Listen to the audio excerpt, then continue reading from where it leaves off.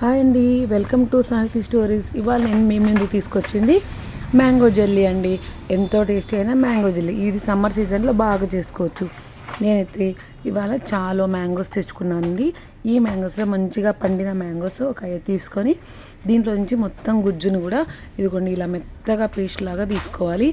నేనైతే చక్కగా పేస్ట్ లాగా తీసుకున్నాను. ఇది 4 కప్స్ ఉంది. ఈ 4 కప్స్కి అయితే 1 కప్ ఆఫ్ షుగర్ అయితే పడుతుందండి. ఈ 1 కప్ ఆఫ్ షుగర్ వేసి బాగా షుగర్ అంతటిని కూడా మిక్స్ చేసుకోవాలి. ఇలా మిక్స్ చేసుకున్న తర్వాత ఒక ప్యాన్ పెట్టేసుకొని ఆ ప్యాన్లో ఈ జెల్లీ షుగర్ మిక్స్ మొత్తాన్ని కూడా పెట్టి ఒక 10 మినిట్స్ వరకు బాగా మిక్స్ చేయాలి. ఇలా మిక్స్ చేయడం వల్ల షుగర్ అంతా కూడా కలిసిపోతూ ఉంటుంది. మొత్తం నీట్గా కలిసిపోయి మనకి ఈ పల్ప్ అనేది బాగా చిక్కబడి మనకు దీంట్లో నుంచి చిన్న చిన్న బుడగలు రావడం ఫామ్ అవుతుంది.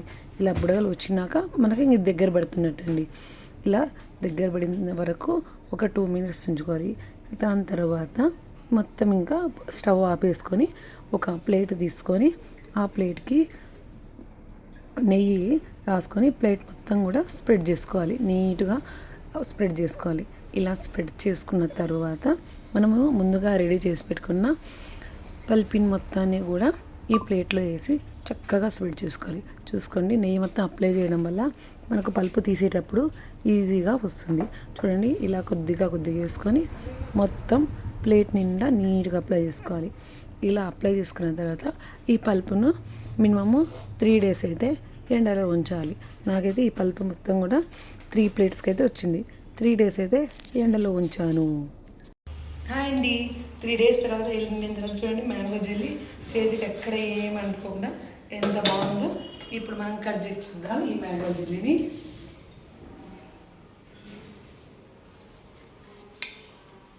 ఇలా వచ్చేసి చూడండి ఇలా చేసుకుని ఇలా స్టోర్ చేసుకోండి. ఈ మ్యాంగో జెల్లీ మీకు 1 week వరకు 10 days వరకైనా ఫ్రిడ్జ్లో పెట్టుకొని తింటే చాలా బాగుంటుంది.